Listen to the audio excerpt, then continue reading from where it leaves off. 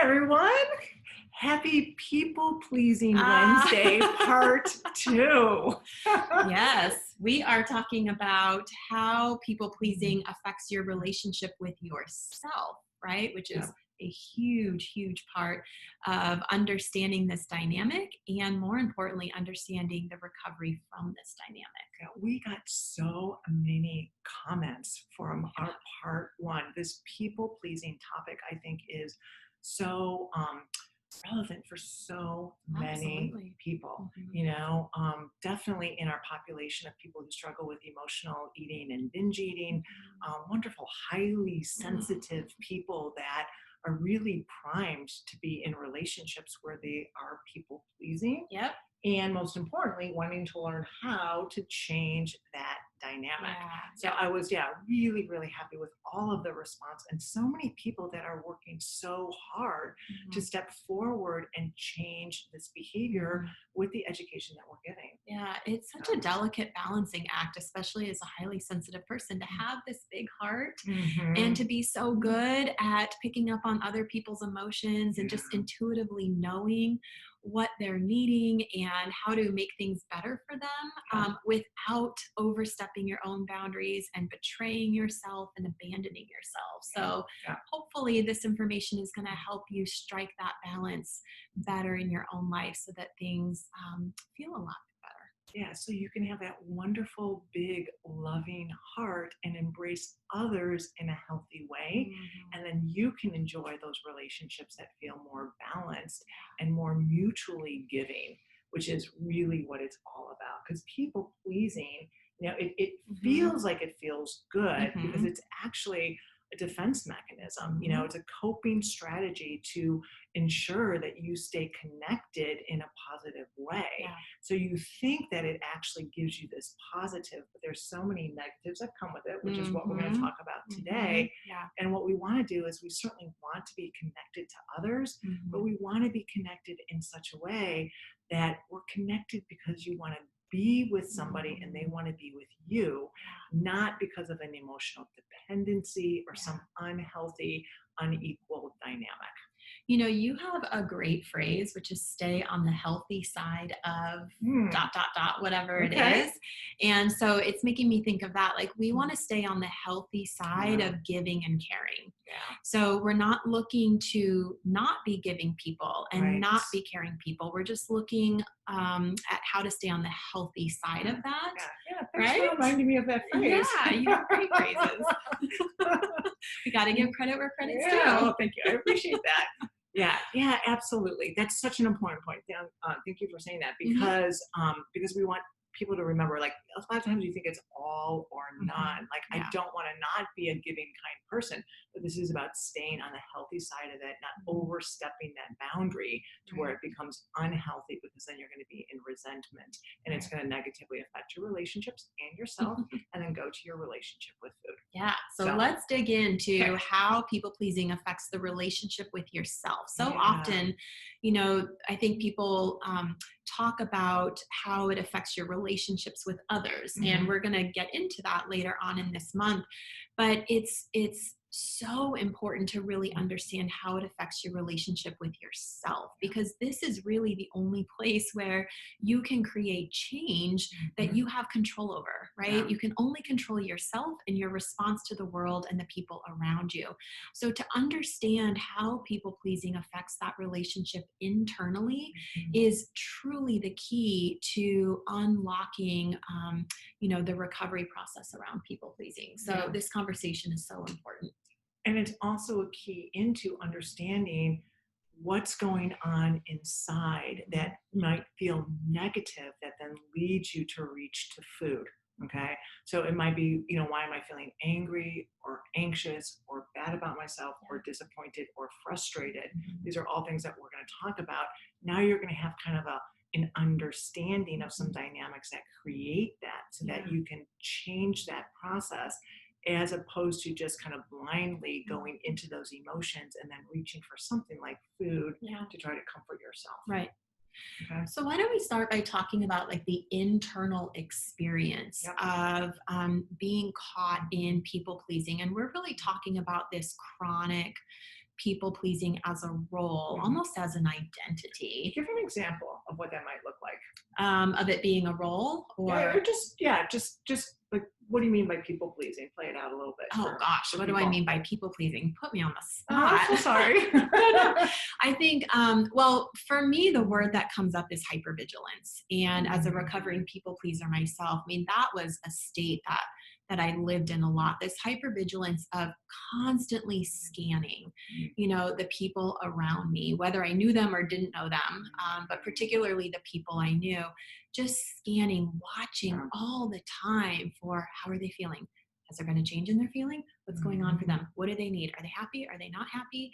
And just having this noise constantly in your head about how everybody else is doing and what they're needing. And then I think the added piece with the people pleasing is where can you then intervene to try to change that? So if they're not happy, how can you make them happy? If they need something, how can you get what they need for them? And just monitoring all the time, right? It's exhausting. I'm It exhausting or is. exhausted as I'm listening to you. Mhm. And I can certainly also relate to that, Mhm. Mhm. as a highly sensitive and somebody who actually Mhm. has walked this Mhm. path also myself. Yeah. So you're absolutely right. It's like having feelers out all the time, and they're always being activated, and then Mhm. you're trying to assess what you need to do with it. And it Yes. is exhausting. And I think I Mhm. really emphasize that, number one, because I felt it just as I was kind of Mm. empathically listening to you Yeah. and playing through that in myself. Um, but I think sometimes it feels so normal. Like sometimes when I'm talking to a client and we're talking about it, they go, doesn't everybody Mhm. do that? And I say, no, like not everybody does that. Right. Not everybody is on high alert all the time, reading kind of what someone is feeling or thinking, and then wondering what you need to do next to Mhm. kind of make it better. Yeah. So yeah, so all of that, and then Mhm. just kind of that ongoing energy in your Mhm. psychological self and your physical Physical self self, right? that is just constantly working over time Mhm. as a unfortunately normal state, which is still not normal for your physical self, right? Right. I mean, it I think can feel like living in fight or flight all the time, It is. you It, know, it and actually is. and thinking that that is normal Hmm. and that is a calm state when Right, right, actually it's not. right. Exactly. Mhm. Yeah, exactly. So I'm wondering, I'm curious if our community is relating to any of this. And we're always asking you to connect up with your body, right? And try to kind of get a sense of it, because so many times we are actually disconnected from our body Mhm. self. So you might kind of connect up and just see what your body state feels like as Dr. Ashley and I are talking, and Mhm. see if any of this feels like it resonates for you. And what we're going to say is it might be a normal, typical state for you, but it's not supposed to be Mhm. what your psychological self Mhm. feels like on a regular basis. Yeah. Yeah. Yeah. I think a lot of times what I see in my office is people reporting a sense of um, busyness. They need to always be doing something, really fidgety, have a hard time sitting still, maybe feeling agitated sometimes.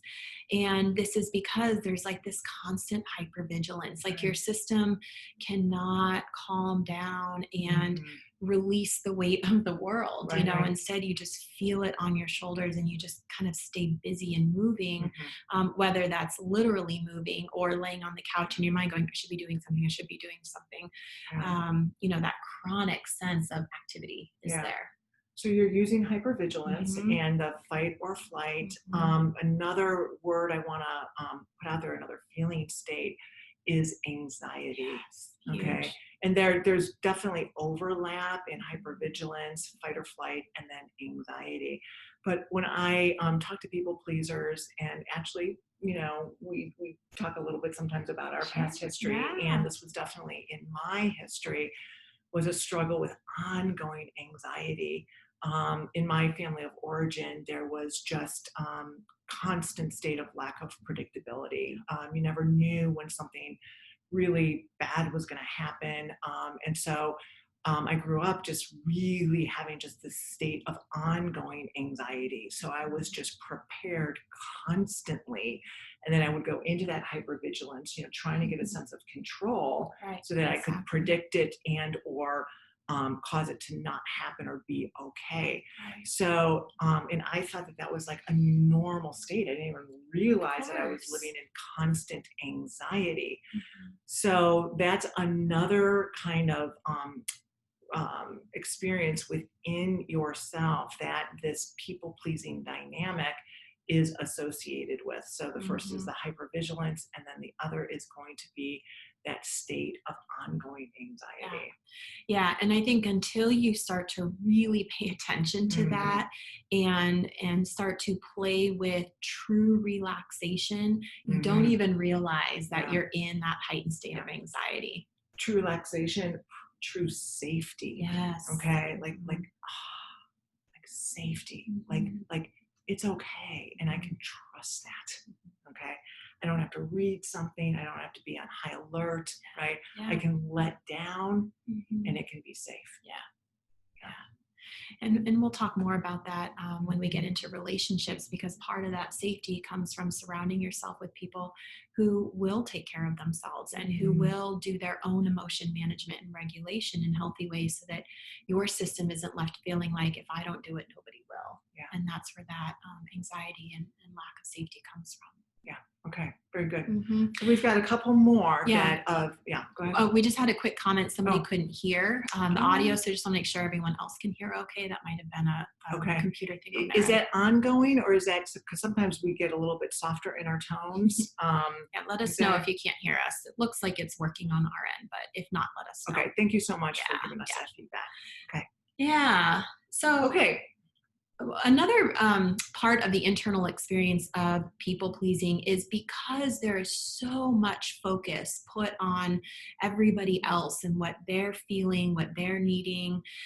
It really kind of squeezes out any psychological space for you to check in with Mm, what are you needing and what are you mhm, feeling. So I find that part of the internal process is a lack of or absence of asking yourself, what do I need right now? mm, mhm, What would feel good for me right now? What would work for me right now? And then really having enough space within yourself to not only hear the answer, but to mm, then respect and honor yourself enough to respond to that mm, answer, right? mhm, And make mhm. that happen as Yeah. much as you can. Yeah. Absolutely. Mhm. Yeah. Wonderful. And then I would say that the last part of this would be as you start thinking about changing some of this people pleasing behavior, sometimes because this has been created so early in life, we talked last time in the video cast about this can become part of your self identity. So when you start thinking about not doing the people pleasing behavior anymore, it's almost overwhelming, and then can be anxiety provoking because it's like, then who am I going to be? What am I going to be? Like, what are other people going to know me as? I've always been the friend, or I've always been the one that has all of the answers, or I've always been the one in the family that takes care of mom, or makes sure that, things are just a certain way so that dad doesn't come home and rage. So there is that kind of sense of, number one, like my whole identity is as this person that takes care of others and reads people's moods, and I'm the one that takes care of the family, and I'm the one in the relationship that kind of grooms the relationship and kind of Mhm. takes care of it. So if I don't do this, like, what's my purpose going to be? Right, right. Which then can What's my feel, value to this world? what's my value to this world? So it can be extraordinarily, kind of felt like an existential crisis, like an Yeah. identity crisis. Yep. Okay, so that's another kind of effect of this ongoing people pleasing behavior, identity that's formed around this. And then when you start thinking about it changing, just completely feeling overwhelmed Mhm. at the thought of it changing. So please, if you're experiencing that, know that that's normal, Mhm. and know that it will be a process and a progression of letting go of that identity and slowly developing an identity based on healthier concepts, traits, and dynamics. Yeah. Yeah. I'm just thinking back to, my journey with this. And Mm. it was too scary to think about letting go of that part of my identity before I had other pieces in place. Mhm. So what I really worked on was just carving out more and more space for me to figure out, like, what do I like? Mm. What would I like to do? What are my dreams separate from all of these other people? And that could be a very private experience, which I think is where you can feel safe going there Mhm. before actually implementing all of that. But just getting to know yourself kind of quietly within, of what you like, what makes you tick, what makes you smile, what brings you joy, what sparks your imagination and your passion, and just getting to know that quietly within yourself. The more that you kind of hold that space for yourself internally, very naturally you're going to hold less space for others in a healthy way, right? So we're Mhm. not saying you're not ever going to hold space for other Mhm. people, but there's going to be more of this natural balance. So maybe when you're really knee deep in people pleasing, you're like 90% everyone else and 10% you. Mhm. If you start doing 11% you, 12% you, 20% you, you just naturally start to kind of push back, the focus on others in a way that doesn't feel abrupt. It doesn't feel as scary. Mhm. And it's really just focusing on nurturing that relationship with yourself. So I don't know if that Yeah. helps at all, but Yeah. We were talking earlier that, there's only so much psychological energy that you can hold within yourself. I mean, we all have it. It's finite. So yeah. if most of that energy is directed towards other people, guess what? There's very little left for you. Okay. So this then becomes this dynamic where you're exerting all of this energy towards other people. And then you're like, "But why isn't my life the way that I want it to be? And why am I not able to do the things that I want to do for myself that other people are able to do or that they are doing?" Yeah. Okay. Mhm. So think about that concept. It really goes Yeah. along with It what you're so saying. does. So we have to realize that there again is a finite amount. It's like this pie chart. And if we give 98% of our psychological energy to other people, just because we want to give ourselves more psychological energy, our pie doesn't get bigger. Right. Okay.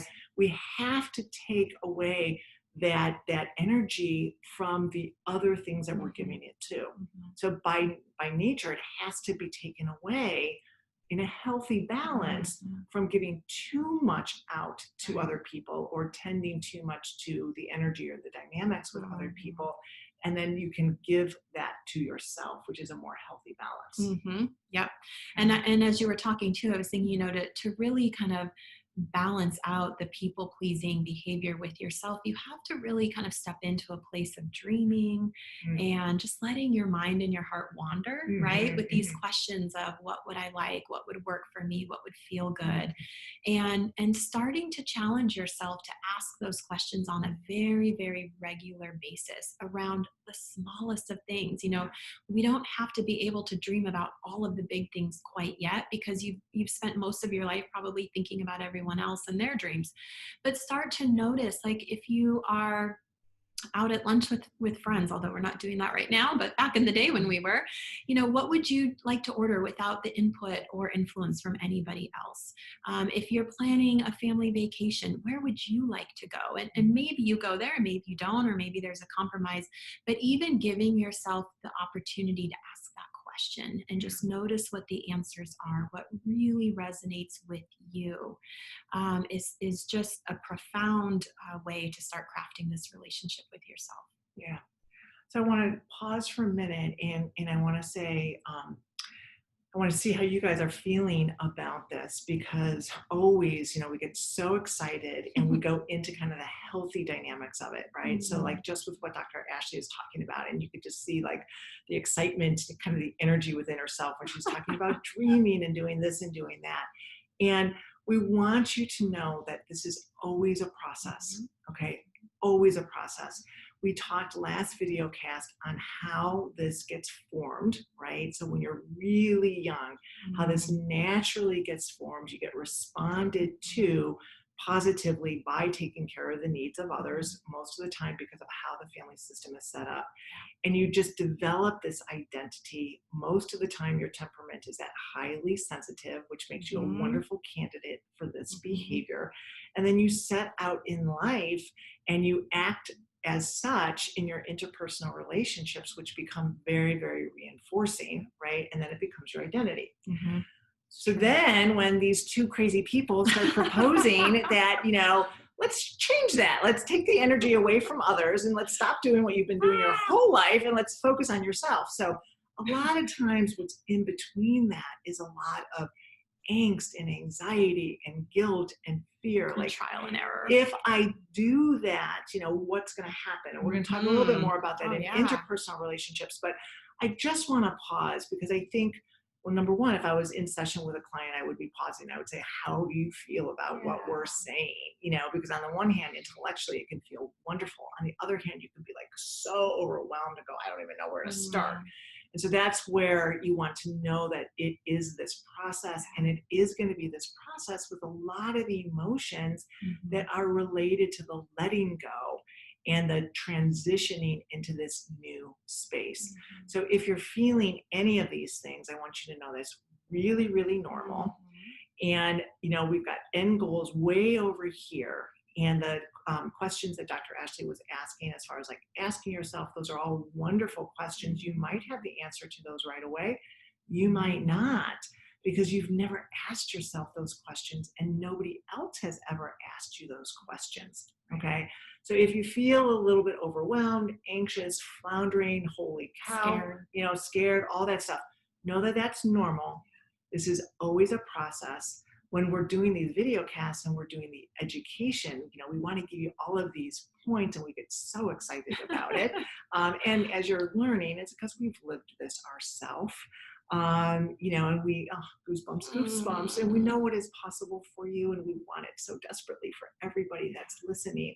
But we also want you to know that it's a slow process, it's a process that's really, really possible, but it's a slow process. So step by step by step, trial and error, and doing it over and over and over again. I'm so glad you said that. I can think back to so many times where, I was learning how to do this for myself and I couldn't quite execute it, but the process was happening internally, but I couldn't quite bring it into the relationships. And that's so normal too. Like there's this period of time, I think we talked about this last time, where you have to be able to kind of absorb this new way of thinking and let some of the activated emotions kind of settle down too, and just let it integrate in before you're going to see it really showing up in some of the ways in which you behave. So that's really normal too, to just kind of play with this information and see what it's like inside, notice how your body's feeling, and don't rush yourself through this. I think the harder you try to push yourself through this process and make it happen, the slower it's going to end up going for you. So just really kind of take it at an organic pace, which typically is very slow, and it needs to be that way. And don't judge yourself as you stumble and come across really big emotional obstacles. Okay. Please, please, please be your own best friend with this. Okay. So have compassion and be kind. Don't judge yourself, because you need a best friend, and that best friend has to be you. Okay. So this is a journey. There are lots and lots of steps. Okay. You absolutely will get to the other end, but it is going to be a journey, and you need a roadmap. And it will be a very well-worn roadmap, because you're going to pull it out of your pocket and you're going to look at it a bazillion times, because you're going to get lost a lot of times. Okay. So please, please know this. Okay. We have so much enthusiasm for this. Obviously, we have walked this long journey ourselves, and we want you to be able to do it too. But please know that journey has been a long journey. Okay. So be kind to yourself and just push yourself forward, but do it lovingly and with compassion and self-support. Yeah, and I will say that it's not like you hit this end destination and then, poof, everything is perfect and Yeah. works great. I mean, relationships are really hard work, relationship with yourself, relationship with others. And, sometimes you might find yourself kind of getting pulled into those dynamics a bit. And it happens to me, it probably happens to you. I mean, it's just kind of part of how relationships go. But the key is to be able to recognize that maybe a little bit of that is starting to happen, and what do you need to do to take care of you Mhm. in Mhm. those dynamics. And the ability to see that and step out of that much more quickly and effectively is where you get to. Yep, yep, yep. So that's great. So you guys might be going, holy cow, well, I don't know that I want to let this go because it has been, okay. And it sounds like you guys are talking about a really hard path. So let's talk a little bit about what we see Hmm. in people Hmm. that you might not even recognize is Mm. connected to like a byproduct of your people pleasing behavior Mm. that we think is a really hard way to sit in life. Mm. Okay. Yeah. So we want to be able to kind of emphasize those pieces that then you might say, okay, so maybe the people pleasing has gotten me some goodies in the past, or at Mm. least it feels comfortable in the short run. Mhm. But holy cow, I didn't realize that all of these other things were connected Yeah. to it. So maybe I should start taking that path, or maybe I prefer to start taking that path. Yeah, Okay. yeah. There's more goodies on the non-people pleasing path, Totally. but you may No. not know it Yeah, right yeah, yeah, away. yeah, totally. Yeah, So let's talk about yeah. that. Let's do that. Okay. Because I mean, one of the things that I see all the time, and it's the truth that people are in, Hmm. and they really believe it, but I'm like, it's because it's been created by your dynamics. Hmm. Okay. And this is, and I'm saying this with love and acceptance in my heart. Hmm. Okay. But a lot of times when you are doing this people pleasing behavior and you're giving 98% of yourself and your energy to other people and making sure that everything works in their life, and you've got 2% left for you, which is not going to create a good life at all, you start feeling like a victim. Hmm. Okay. Hmm. Like you start feeling like a victim to life, like everybody else, can have a life that works, and everybody else, is doing what they want to do, or they were able to do this, or they have this, but I don't. Okay. And again, I'm saying this with complete and total Hmm. love in my heart. Right. And I'm saying it because I want to help you to change if this resonates for you. Hmm. Okay. So the only one that is going to make your life successful is you. Okay. If you do not tend to yourself, if you do not put that energy towards yourself in healthy balance, okay, your life is not going to work. Right. Like you're not going to get the goodies. You are going to envy everybody else around you because you're not providing for yourself. Okay. Yep. It's huge. So I know that everyone who sits in a victim place thinks that that victim is being justified, okay, or that victimization is justified. I want you to think about it again, Hmm. okay? So, can you have what someone else has if you put the energy and the time within your own life instead of overcommitting to support somebody else? Yeah. Okay? Or staying in a bad relationship where you're supporting somebody else, right? Instead of leaving that, not people pleasing, risking being alone and saying, I'm going to put this energy towards myself. Yeah, it's so true. Okay. Life, when life is good, it never is good because it just happens that way. Okay. If you show me a happy person, if you show me a successful person, successful meaning being happy with how they're living their life, it is somebody that is tending to their self and their life and giving themselves permission to do that. That is not congruous with people pleasing. No. Can I add a piece to that? I think Please. that was fantastic. Another piece with people pleasing and kind of this victimization is you're really setting the rules when you go into a relationship where you are people pleasing. And the rules are, I'm going to do a lot of the work to make sure that you are okay so that you don't have to do a lot of the work to make sure that you are okay. And I'm also going to put you first and put me second. And you can do the same. You can put you first and you can put me second. How Okay. happy are you in that relationship? That is not a good setup. That's not a good relationship. So while that is not overt, Mhm. I don't think anybody ever really sits down and communicates that with someone in a relationship. That is essentially the rule book that you are giving another person when you don't put yourself first in your own life. You are teaching them how they can treat you. And if you don't put yourself first in your own life, guess who else is not going to put you first? Everybody else. Okay. I think we talked last time about things are getting mirrored, right? And what you put out there is what will get mirrored back to you. So when you take care of you in a healthy way, not in a, selfish, egotistical way, which none of you would do, but in that healthy, self-respecting, self-supportive way, guess what? The people around you who love you and care about you will also then be able to reciprocate that if they have healthy interpersonal skills. Okay. And if they don't, your healthy self won't tolerate that. And you will either require change or you may need to step back from that relationship a bit. Yeah. So the other piece to people pleasing is you often feel taken advantage of. That's another part of this victimization because you are teaching people that they don't need to think about you. You don't think about you. Why would they think about you? And there's this faulty thinking with people pleasing that if I overextend myself and care so much about you, that you will do the same. Yeah. Right? We see this all the time. Yeah. And then the phrase usually becomes, why are other people not as thoughtful as I am? I mean, seriously, I know. I'm so true. generous. Why are people not as generous back to me? And usually it's because you're being over generous. Yeah. Okay. And if you really, really, really look at it, I bet you there's going to be this people pleasing part to it. Because again, it's fine to be a generous person. It's fine to be giving. It's fine to be kind. But if you're consistently getting this feeling like I always give more than the other person gives, let's look at the reason why. Yeah.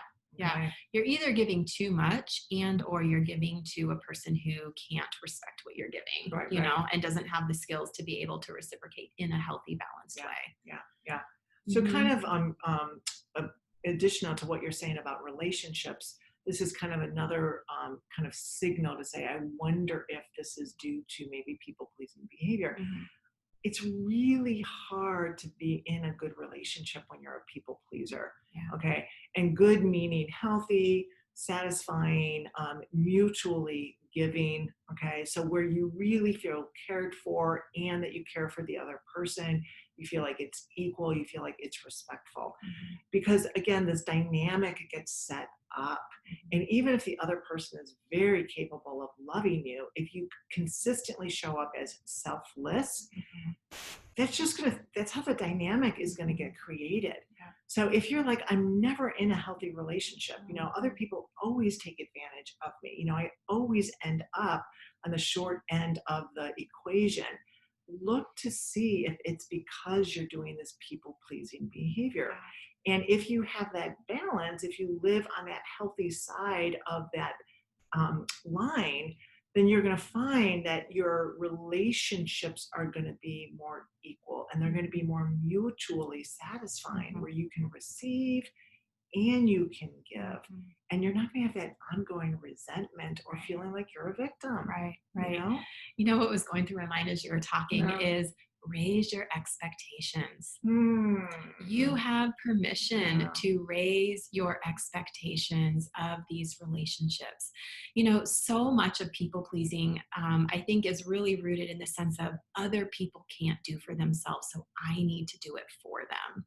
And that comes out of usually growing up in an environment where we did have people around us who were not doing for themselves. They were not regulating their emotions. They were not taking care of themselves. They were not role modeling healthy interpersonal dynamics. They were not in healthy charge of the family system and leading the family. So here you are, this dependent child who's realizing like the people who should be able to regulate and do this work aren't doing their work. And so I have to compensate for that, right? And if that's unhealed, you bring that into adulthood with that same belief system that the people around you can't do their own work for themselves and that you have to compensate compensate. So it actually creates these very low expectations of the people around you, whether you're aware of it or not. And I really want you to look at that. Where you see people pleasing, where you feel like maybe you're on that short end of the equation, look at what your expectations of this person in this relationship are, because you may find you give them a lot of passes, or you have this assumption that they can't do it, or that they can't figure it out. And maybe they can't. Maybe that's, part of the dynamic that's so entrenched with you guys. But when you raise your expectations, people will either rise to the occasion or they won't. And that's data for you, and you can do something with that. But I want to give you all permission to evaluate, what expectations do you have of your most important relationships? And my guess is they need to go up. Yeah. Expect people to manage their own emotions. Expect people to do their own deeper work and not project all over you. Just like we're asking you to raise the expectations of yourself, where you're going to manage your emotions, you're going to take care of you, you're going to prioritize you. You want other people to be doing that for themselves, and you don't need to step in and do that for them. Yeah. So Absolutely. raise those expectations, guys. Absolutely. Then you're going to be amazed at who steps up. You're like, wow, like I've got some better quality people that are coming forward. Maybe there are some good people in the world, right? Yeah. It's interesting how that happens. It really is. Can I share this one really quick story? So my daughter is 8 now, but when she was little, we enrolled her in a Montessori school. And if any of you know anything about Montessori, they're very much about personal agency and independence and high expectations, but not inappropriate. And we had her in like the 1.5-year-old classroom, and they said, okay, well, we use ceramic plates, and they have to take their lunches out and they have to set their place and put it on their plate. And I looked at the teacher like she was nuts. Like, you're gonna let 1.5-year-olds hold these ceramic plates? Aren't you picking up broken plates every day? And she looked at me and she said, no, when you expect that they're going to take care of these because they will break and we'll have to clean them up if they don't, guess what the children do? They rise to the occasion and they take care of their plates. And I went home that night. We had all of our little plastic, baby plates and things. I said to my husband, we're throwing it out. And he looked at me like I was crazy. But that's great. I thought that was so powerful, right? They said, when you expect them to do something that they can do, right? We're not talking about expectations that are unreasonable. People naturally rise to the occasion, and it actually feels good. You have a sense of competency. So bring that into your relationships. Yeah, love it. Love it. So I have one last trick. Cool. Maybe we should just end right here. No, I want to hear what you have to say. So we were just talking about kind of subtle things within yourself, or ones that you're not connecting the dot to. This might be related to people-pleasing behavior. So yes, now I've got my voice, I've got my words. Very good, Julie. Okay. It happens to all of us. Okay, so I'm thinking that if you struggle with chronic physical symptoms that seem unexplained, okay, I want you to ask yourself, first of all, I want you to connect up to your physical body self. We talk so much about that, again, because our population has tended to disconnect, okay, for various reasons. So as you reconnect, if you have chronic stomach pain, or if your back is really tight all the time, right? Or your neck kind of, gets like this. I want you to pay attention to, do I maybe have this chronic hypervigilance? Do I have this chronic anxiety? Like, am I holding myself like in that fight or flight stance? Okay. That I'm not even recognizing because I didn't know that my radar was going on constantly. Okay.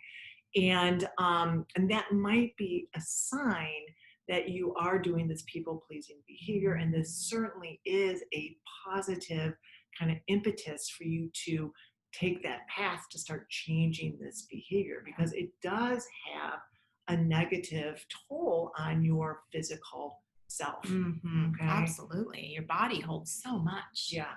No, it's really, really, really true. You can live in that chronic stress and not even realize where it's coming from, okay? And when you work through these issues and you experience what it is like to live again, either in a relaxed state or a calm space or a safe space, you know, you're just going to go, I didn't even know this is what my psychological and my physical self was supposed to feel. That's right. Okay. So if you do have some of those chronic kind of unexplained physical complaints, think about maybe, you know, maybe this is some of where it's coming from. Yeah. Yeah. A couple of things just in terms of like how can you start to integrate some of this into your life. So we talked about really being able to ask yourself on a very regular basis around decisions, you know, what do I want, what would work for me, and just noticing that. You don't necessarily have to be able to respond to that right away, but just to even hold that space within yourself to notice that. Another thing I have a lot of clients do when they're in the beginning stages of this work is to actually give themselves scheduled time alone to just kind of quiet out all of the external noise of other people's agendas and needs and feelings. So sometimes this might look like a day, you know, a day trip up to, well, around here up to Sedona maybe. But sometimes I'll have people do something even a little more than that, like going away for a couple of days. And at first they kind of look at me like I could never do that. But really kind of taking a couple of days where they're going to go through waking up in the morning all the way to going to bed at night and doing that 2 or 3 times where they're not thinking about anybody else and what the other people are needing. They're not waking up thinking, you know, what do the kids need, or what does my boss need, or, you know, where do I have to be today? What do I have to do to make everyone else happy? They actually start to sit in a space where they can just kind of be with themselves with the intention of really noticing what that feels like. Okay. Okay. And if then when you're thinking about doing what Dr. Ashley is asking you to do, if you start feeling like an anxiety, okay, or I can't, or oh my gosh, if I did this, then X, Y, and Z, I want you to stop and explore, okay? Where is that coming from? So that might be sitting down and then doing some journaling, okay? And just even imagining yourself going forward into that trip to Sedona and starting a journal stream of consciousness, see where that takes you. Very likely it's going to float back in time and you're going to kind of say like, oh, when I did something or expressed something that I really wanted for me, I was called selfish, you know, or I did do that and then something happened to my brother and then I blamed myself because I was supposed to be watching him or I felt like it was my responsibility. Okay. So I actually did a Mission Monday, Dr. Julie Nudge of encouragement regarding this. Okay.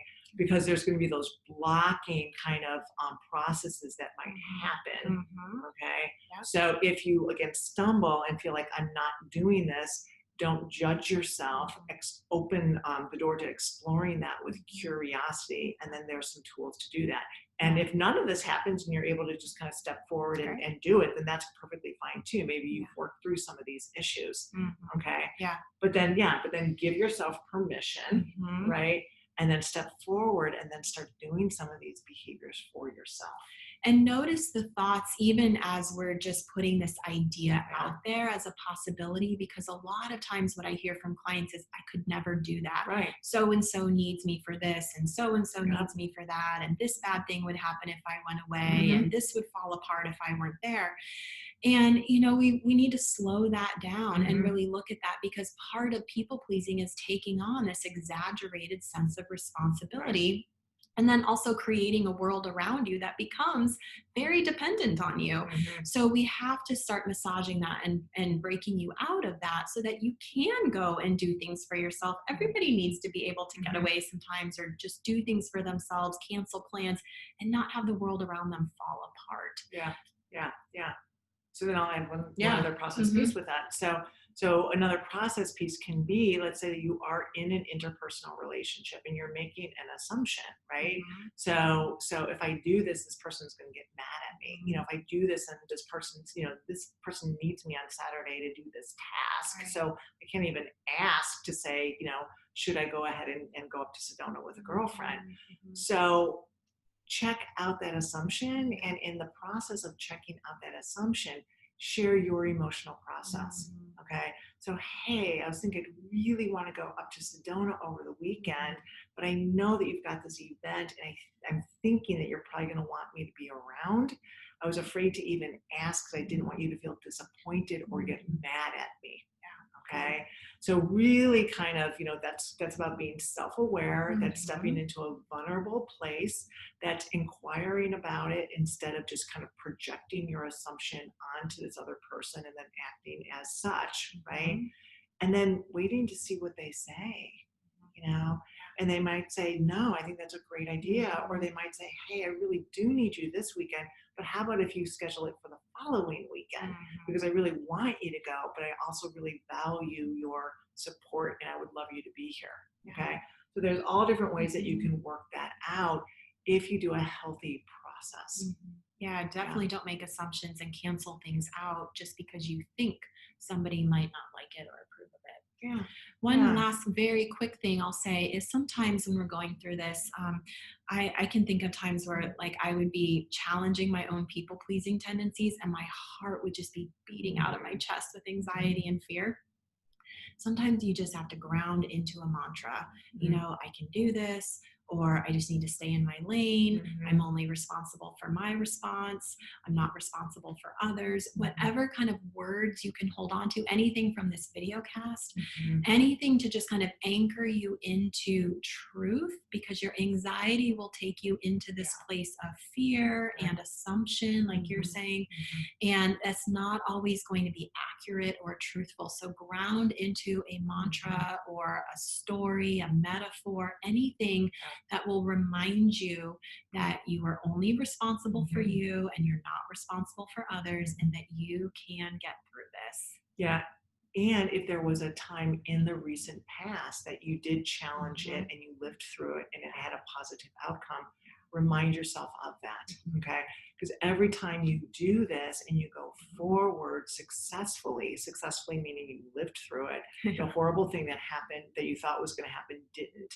And it had you lived through that. And it had a relatively positive outcome, right? So it's so important that we remember those times and then we bring it into the current space to say, okay, like this is super, super scary, but I did have a positive experience. And that's how we build confidence. Okay. So really, really important to do that. Good. Well, I hope that we not only gave you some education today, but we were really cognizant of stopping and giving you some processes, right? Some processes to actually go into action. We really wanted to normalize kind of the difficulty of it, the emotions that are involved in making any kind of change, but certainly something that has been so, inherent to kind of like your identity that got formed over time. So we wanted to give some examples and some processes, some really nuts and bolts. We would love to know if that was helpful for you, okay? Because we certainly can incorporate more of this in future video casts. And we would love to have you all kind of in a retreat, or we would love to have you all kind of here completely live to be able to know like what's helpful or what's not. But you guys could give us some feedback in the chat and let us know. Yeah, very good. We got a couple of comments in here throughout. All of this is resonating with me. Yay. This is me for sure. This month has helped me to change some things. I've made a lot of progress, but I feel that this series has helped me with the people-pleasing emotions. Oh, you guys, this is so great. I like the idea of prioritizing what is important to me every day. Good. You got it.